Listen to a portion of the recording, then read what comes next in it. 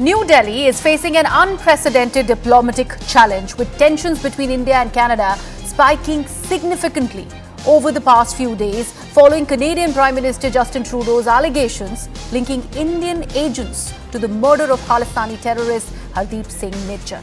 Now, even as India has termed the charges as absurd, the past couple of days have seen several tit-for-tat moves, with both countries expelling each other's envoys and issuing travel advisories flagging risks in each other's territories. Now, in its latest move, India today suspended issue of visas to Canadian citizens till further notice. Now remember, from the 1980s, the Khalistan issue has always plagued bilateral ties between India and Canada, and the last 8 years of Trudeau's term have been no different. And in the middle of this worsening standoff over Nijjar's killing, the MEA has now branded the allegations by the government of Canada as primarily politically driven. It has also gone on to say that Canada should worry about its growing notoriety as a safe haven for terrorists. Remember, India has read the Right Act to the Canadian NSA during the G20 summit, something that reportedly did not go down well with Canada since the new Democratic Party of Khalistan supporter Jagmeet Singh supports the majority Justin Trudeau government. Also, this recent statement by the Ministry of External Affairs is coming up in the backdrop of Gurpant Singh Pannoon, the chief of Sikhs for Justice, which is a pro-Khalistan organization that's banned in India in 2019 itself, threatening Hindus of Indian origin in Canada and asking them to leave the country. This, in fact, has led to Member of Parliament Chandra Arya from Trudeau's own party launching a scathing critique of the government for purportedly permitting hate crimes under the guise of freedom of speech and expression. Now, back home, Akali Dal chief Sukhbir Singh Badal also met with the Home Minister Mr. Amit Shah and urged for quick resolution, claiming that a panic-like situation is now developing among the Indian people in Canada. So while this one's a constantly developing story, we are asking that by making unsubstantial allegations against India, hasn't Prime Minister Justin Trudeau weaponized the radical Sikhs against their parent country and polarized the Indian diaspora in Canada for political motives? Let's put that up for debate.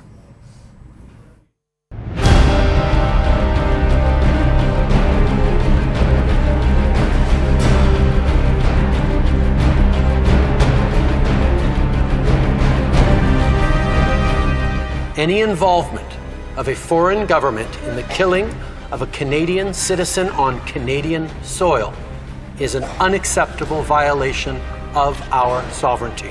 In the strongest possible terms, I continue to urge the government of India to cooperate with Canada to get to the bottom of this matter. The issue of safe havens and places to operate is being provided abroad, including in Canada. We would expect that that is the main focus. So the question is, do we have the political will to address terrorism, or we want to justify it and condone it? I can't understand how glorification of terrorism or a hate crime targeting a religious group is allowed in the name of freedom of speech and expression. There would be an outrage in Canada if a white supremacist attacked any group of racialized Canadians, asking them to get out of our country. But apparently, this Khalistani leader can get away with this hate crime.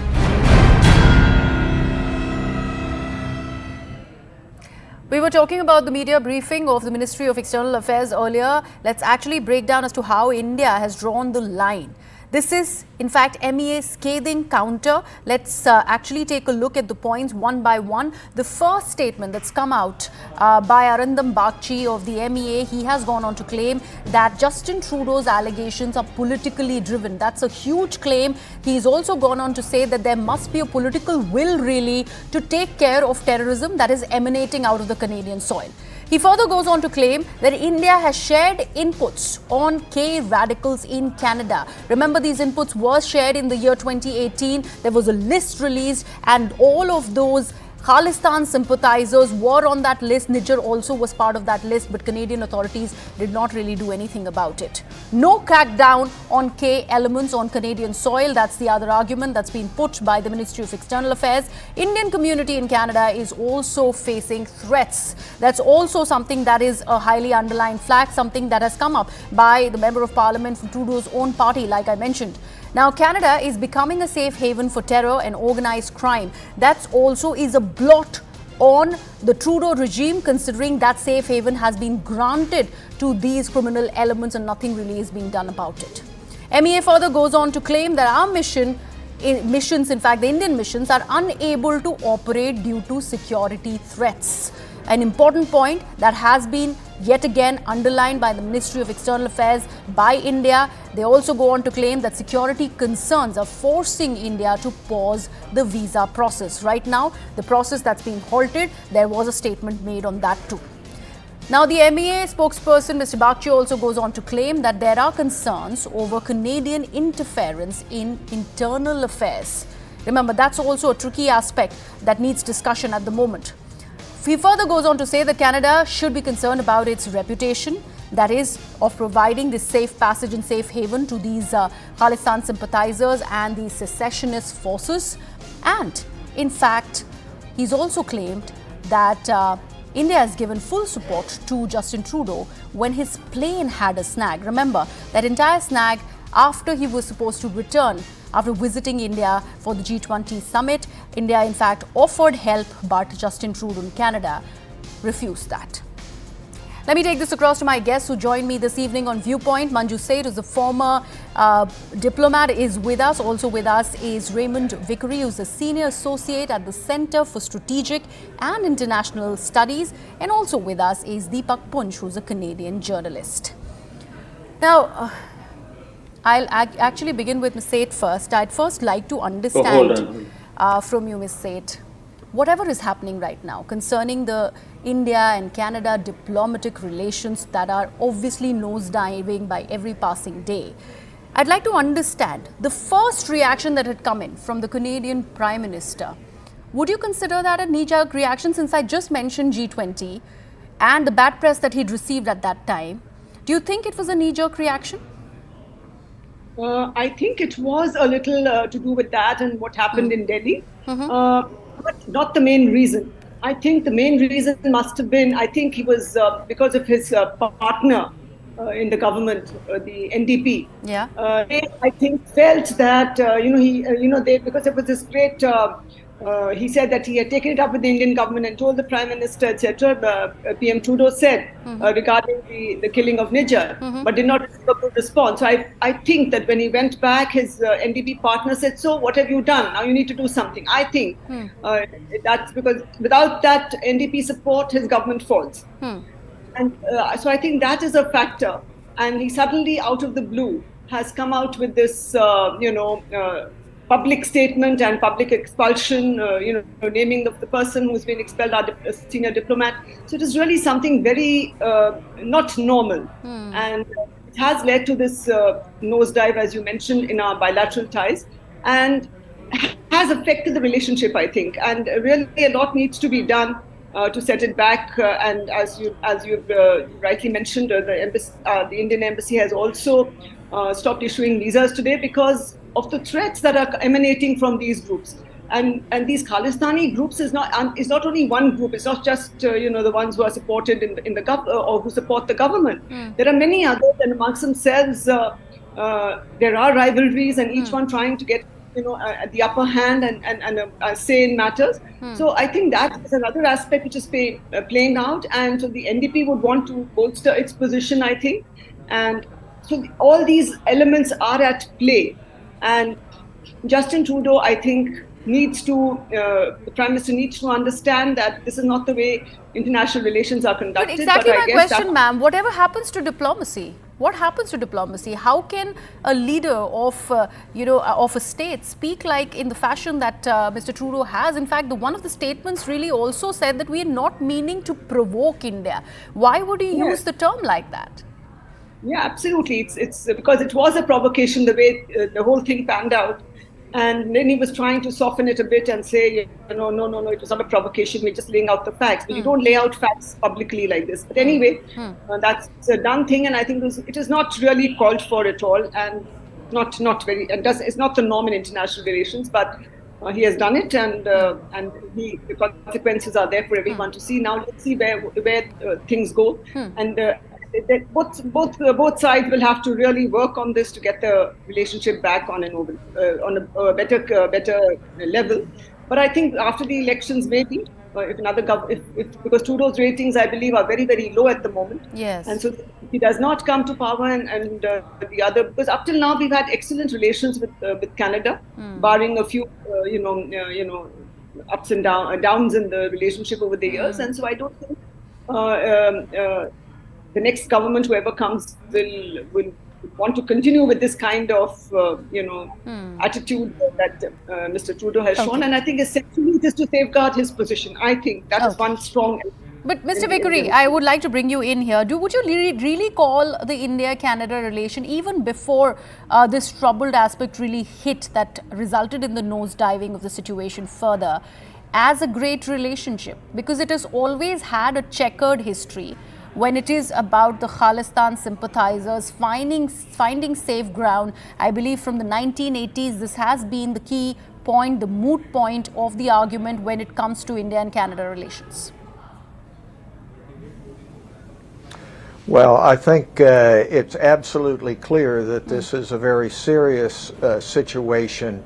It is absolutely irresponsible, in my view, for a Canadian Prime Minister to make the kind of allegations that have been made. This is trying to put India in the same category as Russia, which has conducted these kinds of operations. People have said that Russia has an open window policy, that it pushes people out of windows in order to get its way. It really comes down to the facts. It's true that the relationship between India and Canada has gone up and down, but they are both democracies, both subscribe to the rule of law, both are in favor of freedom of speech. So I don't think that the actions of one man, in this case the Prime Minister, should be taken as exemplary of the Canadian people. It is very unfortunate that this has occurred, but it has received really no welcome or sanction Mr. from Vikuri, while you say allies. that, he's the one who is representing the people of Canada. If there is a statement which is as brazen and stark as the one that Justin Trudeau has made, that comes in from the Chief of State in Canada, how does one read that statement? And like the question that I was asking Ms. State, what happens to diplomacy in that case? Even though there was something that he wanted to respond to when it comes to India's objection to Canada giving that safe haven to Khalistan terrorists, there could have been a dialogue that could have been done. That's something that also was a part of conversation between the bilateral, between the Indian Prime Minister and the Canadian Prime Minister during G20. Well, it's absolutely clear that what you say is correct, that Prime Minister Trudeau should have understood how difficult this situation is in regard to Khalistan. Yes. It is my time in government, in talking with the former governor of Punjab, S.S. Ray, who was the ambassador at the time, made clear to me how very serious it is in terms of loss of life, in terms of interference with the ability to build peace and prosperity. So it is absolutely true that it is a very difficult situation when a prime minister does that. But you have to look back at the parliamentary session, and already you have the opposition saying, where are the facts? If the facts are not produced, Mr. Trudeau will be history, in my view, as a politician in a democracy. And that is the real question. India, the United States, Canada, the UK all have written into the constitutional documents freedom of speech and freedom of expression, but that does not give a right to take action in terms to a serious matter such as breaking off a portion of another country. In the United States, we certainly realize that. We had more people killed in our Civil War than in all of the other wars that America has been involved in. Okay. So not to recognize the seriousness of that and to take action is not permissible. Okay, Mr. Poonja, I'd like your inputs on this. First, the first point that was made by Ms. Seth about Justin Trudeau being boggled down by the political situation, the domestic politics in his country, and how the NDP support that he's getting because of the minority government that he has a lot to do with the statement that he's made. How does one read that? The Liberal government is in the running condition only because of NDP. And the leader of NDP is Mr. Jagmeet Singh Dhaliwal, Yes. who is also a member of WSO. And when he comes, then the K factor comes. And not only this, there will be rallies all over Canada from now to 25th of September outside all the consulate offices, and nobody like police will be going with them.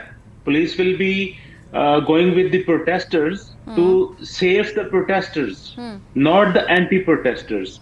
Okay. So the situation over here will be really bad. It all happened. It all started during the farmer protest, and it's coming so far. So basically, the Liberal government is in power only because of Jagmeet Singh and NDP support.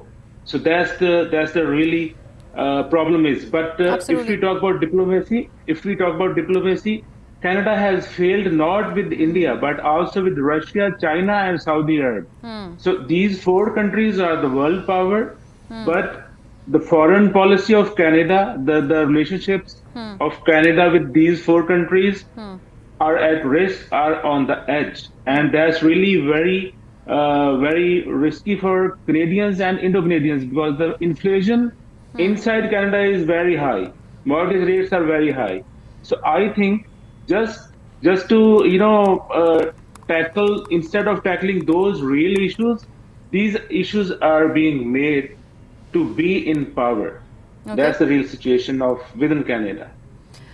Since you mentioned about the rallies that will go on till 25th of September because of the political influence of the NDP also, that is going to have a lot of impact. We had seen what had happened to the Indira Gandhi tableau in Brampton. Yes. And there was so much said as far as the international community and also vis-a-vis India. There was a very, very strong response against it. Despite all of that, will we see something similar that had happened in the past because of the statement currently that's been made by the Canadian Prime Minister? Will that brazenness continue, since you are saying that the police is also there to support the people who are protesting or the Khalistan sympathizers? For sure. After that Indira Gandhi, tabloid, after that, that one incident happened because there were posters all over Brampton, all over Surrey, all over Calgary, Yes. saying all the CGs, consular generals, are killers of Hardeep Singh Nijjar, and nobody did that. Nobody did anything about that. The posters are still there on the streets. Not only this, these posters are on the government buildings in few cities, in Brampton, in Surrey, in Calgary, and in Edmonton. These posters are all over on the government buildings, and nobody is tearing it off. Okay. So the situation will be really bad if the rallies will be there.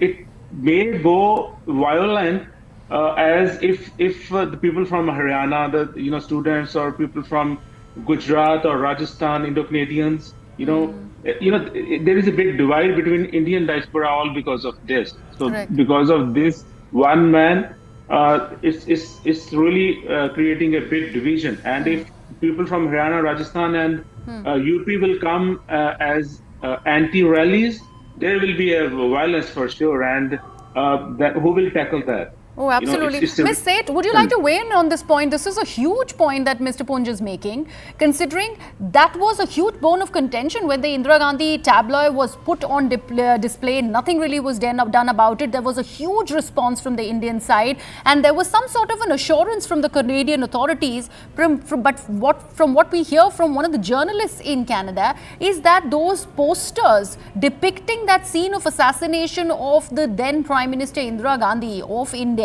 still dominate the walls of several government buildings in Canada. How does one read this situation? This is appalling. Absolutely appalling, and that's the whole issue that India has been trying to convey to the Canadian authorities, to the Canadian Prime Minister, that you have not taken any action where action is required. We have told you what is the issue, and we have protested, but somehow the government seems to think that India's objections need not be taken seriously because we support free speech. Even when he came to for the G20 and he met the Prime Minister briefly, PM Trudeau again said we support free speech, but this is not free speech. And he said we take action against hate speeches or hatred. But this is all hatred, incitement, and I think the government of Canada is not taking any cognizance of this fact that what they are by turning or by just not taking the right action, they are actually creating a divide within the people. And there were reports today, I was reading that in one of the cities near Vancouver, there have been these gang wars taking place, and they are targeting Hindus and other Canadians, citizens, and Hindus especially are being targeted. So I think this is becoming a really intolerable situation, and the fact that the government has not done anything. These posters should have all been removed because they are hate inciting. Absolutely. Mr. Punj wanted to make a point, but before you make that point, Mr. Punj, since Ms. Seth also spoke about free speech, and in the name of free speech, these things are being allowed under Trudeau's regime, I also would like to bring our viewers' attention to the speech that Pannoon had in fact made on television, and how this was given a brazen go-ahead. Nothing really was done about it. In fact, Chandra Arya, MP from Trudeau's cabinet, in fact, flagged it, and he said that how this should be branded as hate speech. What is Justin Trudeau planning to do about all this? Yes, that was the point I would really like to make. Gurpatwant Pannu, he just said, yesterday, that all the Hindus living in Canada from India, they should go back to India. And sorry to say, there is no hate speech law in Canada. Anybody can say anything, and it's freedom of expression and speech. But when it comes to own people, freedom convoy happened in Ottawa, and Trudeau and Jagmeet Singh put emergency on those, and they crooked their properties. The people from freedom convoy are still in jail. So when it comes to their own people, it's emergency, and when it comes to Indo-Canadians, it's a freedom of expression. This is really kind of a big hypocrisy is being played on this part of earth. Mr. Vickery, how would you respond to this selective sort of a treatment that's going on in Canada? And I'd also want you to weigh in on the kind of international press that we have seen after Justin Trudeau made that statement, especially the statements that were put out by Australia, where again this Khalistan terrorism is finding ground in, that's another country, and also the UK, another one of such countries. Well, I think that you have to distinguish between the speech and the actions. Freedom of speech is one thing, but the upholding of law and order is incumbent on any government to protect the rights of all citizens. Unfortunately, the Prime Minister has cast this as a dispute between people who are exercising a freedom of speech and those who would stop it. That is a very simplistic and incomplete view of the situation, as your panel participants have pointed out. Okay. It is also, though, incumbent upon Indian authorities not to conflate the kind of inflammatory statements with actions which are in fact criminal and in fact lead to the disorder and the absence of the kind of peace that is necessary for a democracy to endure. So I think there's no question that there is not sufficient appreciation at this time, and other actions need to be taken in Canada. At the same time, just continuing to escalate the situation if on the basis of speech that and statements which all ought to find abhorrent is not appropriate either. No, but are you saying that for both sides? Are you saying that for both sides, or are you saying that for the inflammatory statements that have come in and they have in fact made it to national television in Canada, or are you also talking in the response that India has given to Canada? Well, I'm talking about the basic values which apply to democracies. Okay. And those apply across the board. And it is not correct to forget those values when one is in this kind of a situation. What we need to do is to resolve it. This is not in anybody's interest. I think there are obviously political aspects to this. There are only 40 million Canadians, and there's a higher percentage of Sikhs in Canada than there is in the U.S. But that is not the story. The real question here is, what are the facts? And thus far, we don't have any facts.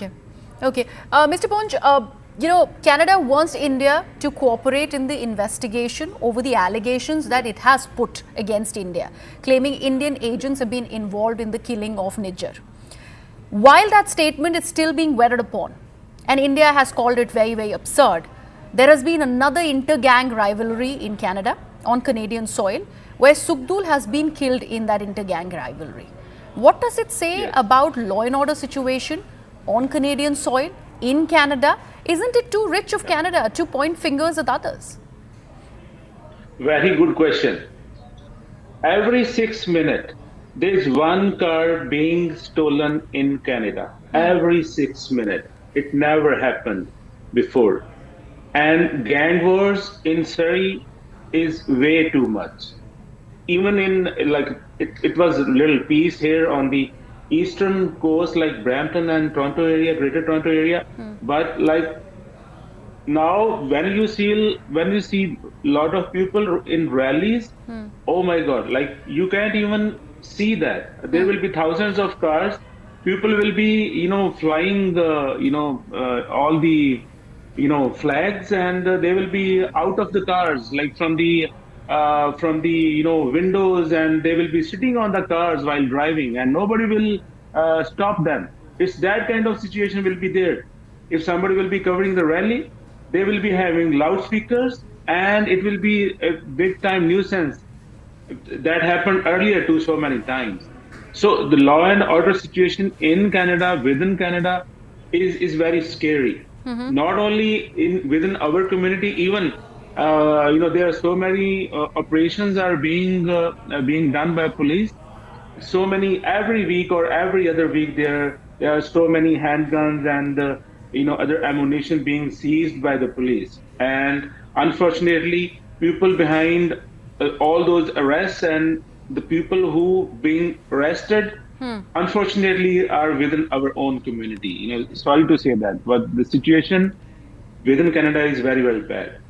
And Ms. Seth, when we talk about the Indian community, or for that matter, the Indian diaspora in Canada, one of the largest that any country can actually, boast of, what happens to the anticipation and also the anxiety of people who are already living there and the people who are planning to in fact go to Canada now that the visas have been suspended, or for at least till now, till further notice? What happens to that? There is no word from the Canadian authority vis-a-vis the Indians who are staying there. I think that's what, because they are not their citizens at the moment in this whole narrative. You see, they've been talking of Canadian citizens on Canadian soil, Canadian. So they're not really worried about the others, and they wouldn't, directly target the Indian, the government at least, because many of the students are full-paying students at their various universities. A huge part of their economy runs on Indian students being, studying in Canada. But also coming to the Indians present in Canada, or even the Indian origin people who are in Canada, for them also this whole situation is a little worrisome. And even the Sikhs are not, the number of Khalistani supporters or sympathizers amongst the Sikh community is also not so big. It's extremely small, but they are more vocal and more they're able to get away with promoting this narrative.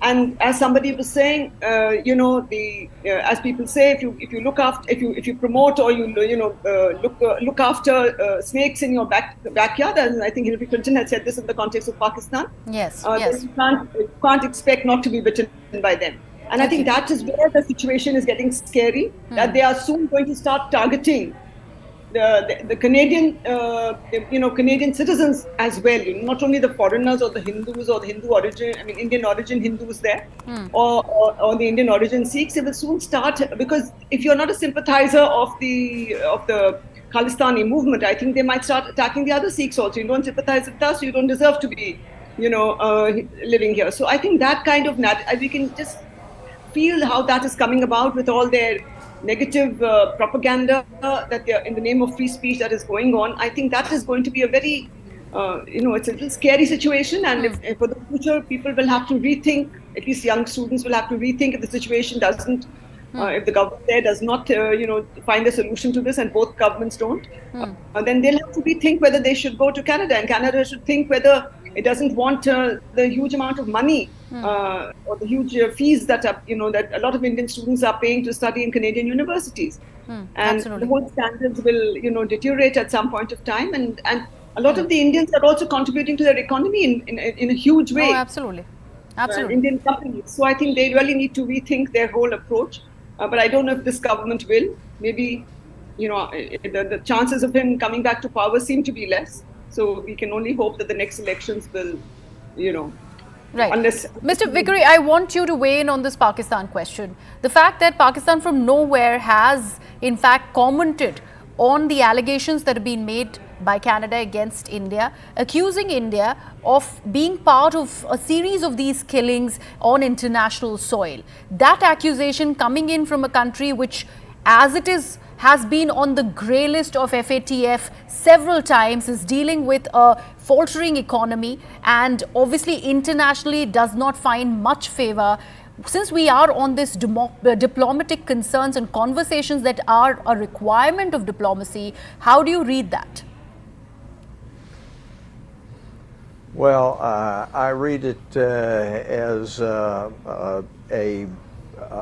situation in which there is not context given to what is being said. It seems to me that this all gets back to whether or not there is a production of facts in regard to the allegations.